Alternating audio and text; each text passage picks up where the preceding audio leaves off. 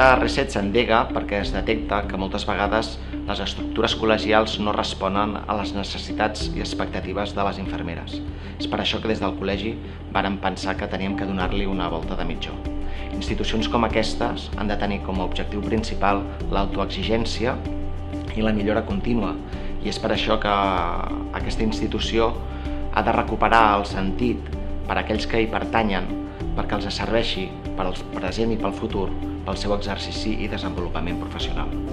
Per fi tenim la possibilitat d'un diàleg ampli a gran escala que les infermeres ens mereixem i que, a més, estic segura que acabarà revertint i molt en la millora de les cures infermeres.